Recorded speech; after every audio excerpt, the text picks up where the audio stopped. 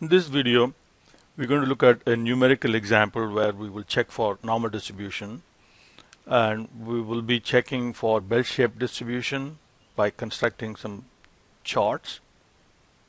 And we're going to look at the mean, median, mode, the symmetric nature of the distribution, and the empirical rule where 2/3 of the data will fall within plus or minus 1 standard deviation, 95% plus or minus 2 standard deviation, 99.7% in 3 standard deviation.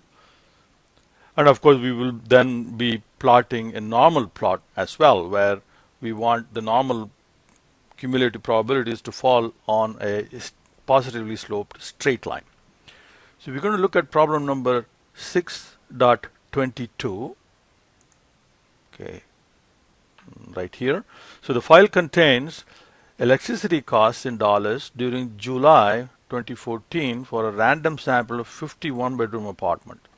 So in a large city, and the data is given here, and we want to check whether this data follows normal probability distribution. So we have the data right here.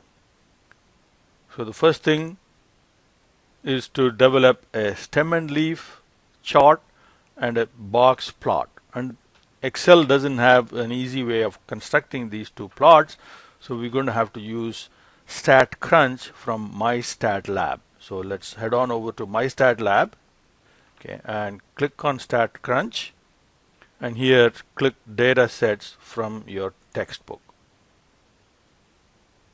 Now this is chapter 6 and utility. So the first graph we want is stem and leaf. Okay, stem and leaf chart is a chart that uses actual values. So the first digit is placed to the left of the line, and then the second digit, depending upon the accuracy that you want, will be listed in to the right of a line, something like this. So you take stem and leaf, you want utility charges, and you say compute. So now you see the leaf units are tens, so you have 80, 90, and so on. So this is a little too crunched up, so we want to expand it a little bit. So let's get the leaf units to be equal to 1. So if you go to edit, and let's change the leaf units to 1, and now you see you get a better feel for the data. So the way you read the chart is the first item is 82. Next you have 9 and 0, 90, 9 and 5, 95, 9 and 6, 96. And then we have 10 and 2, that will be 102. So 10 and 8, so 108, and 10 and 9, 109. So this stem and leaf chart is prepared by first organizing the data, sorting the data from smallest to largest, and preparing a chart like this. And when you prepare a chart like this, it gives you a kind of a shape in which the data is distributed. And you can see a kind of a bell-shaped normal-like appearance here. And so we can check one item as satisfied in terms of satisfying for normal distribution. The data does follow normal distribution, at least according to the stem and leaf chart. Now stem and leaf chart is kind of hard to copy paste because this is not a image, but it is numbers typed up. So the easiest way for us to do this is to do a screen capture and then cut and paste the exact portion that you want into our Excel file, which is what I did. So that's our stem and leaf. And then box plot, again we head on over to StatCrunch. So to box plot, utility charges, compute, and we get a box plot. And when we examine the box plot, we see that the whiskers are of about the same length, and the median is right in the about the middle of the interquartile range. So this being Q sub 1, Q sub 3. So all the indications are that this is consistent with the data following normal distribution. So let's now copy. This is an image, so we can right click, copy image, and we can paste it here. Again, right click, paste special, bitmap, and size it properly. So as far as the plots are concerned, stem and leaf plot and box plot, the plots do verify that the data follows normal distribution. Okay, and we have a couple of more plots to do: histogram and percentage polygon. And for that, we have to do a frequency distribution table using pivot table command, which is what we're going to do next. Next, let's generate a pivot table and a histogram for the utility charges. So we have the data right there. Okay.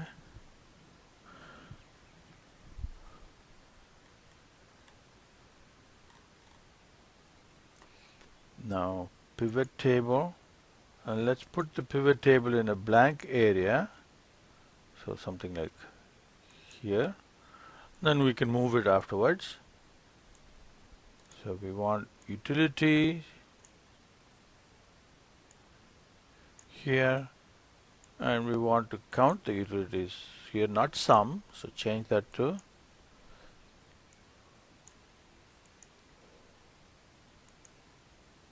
count.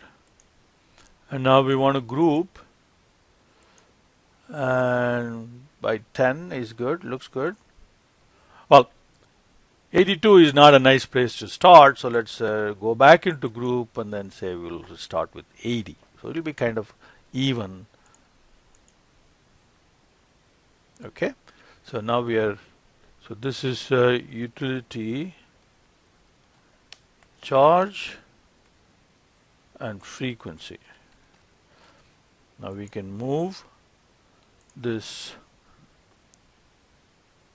pivot table to where we want. Okay. Next, let's prepare a histogram. Analyze pivot chart. So let's do histogram, and we don't want this total there, and we don't want gap. So go to format data series, remove the gap, and let's also put solid line for the bars, okay, which we have that. Okay, so now instead of total, then we say utility charge. Okay, and you can see it has a nice bell-shaped format. Okay, now if you want polygon, percentage polygon, so we can have percentage of frequency. Okay,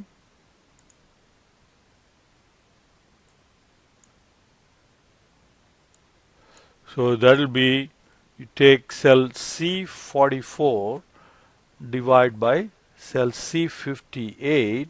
Now you have to make C58 absolute reference. So that's your percentage. Okay, we'll make that into a percentage. Okay, then copy that.